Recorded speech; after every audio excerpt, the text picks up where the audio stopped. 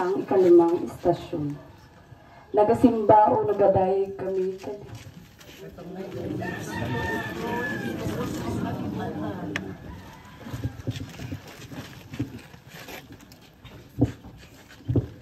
Pagbasa gikan sa Ebanghelyo sumala ni San Juan.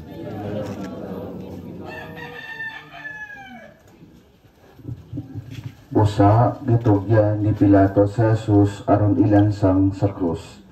Gipas-an ni Jesus ang krus, mikawas siya sa syudad o miadto sa ginganlag dapit sa Calavera o sa Hebreo Golgota. Ang Ebanghelyo sa Ginoo.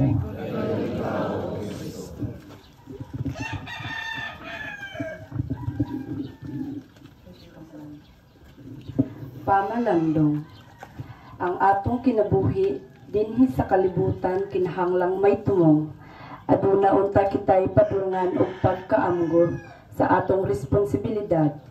Ang kinabuhi dili katungod og pribilehiyo lamang, kundi tulmanon og katungdanan. Ang inadlawtang mga krus sa kinabuhi naglangkob sa atong mga buluhaton ug obligasyon.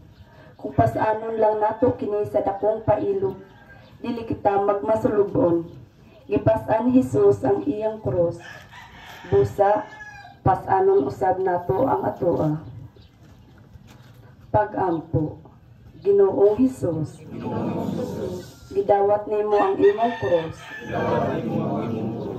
Bisan kun bug-at kini alang sa luya mong lawas. Kami ang nagpabug-at ug samot niini.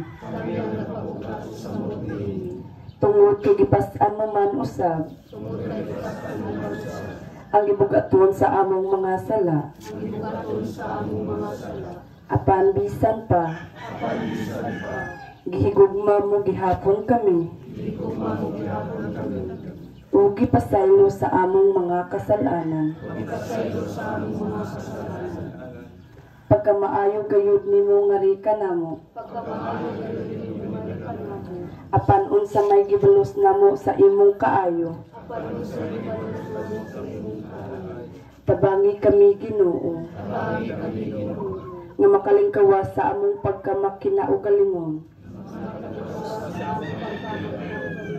Makakaton unta kami sa pagbaswat sa kaguol o kasakit sa uban. Itugot nga kami makakaton sa pagtunod sa among tabang sa tanan ug dili sa pipila lamang. Himaya sa mahal sa anak.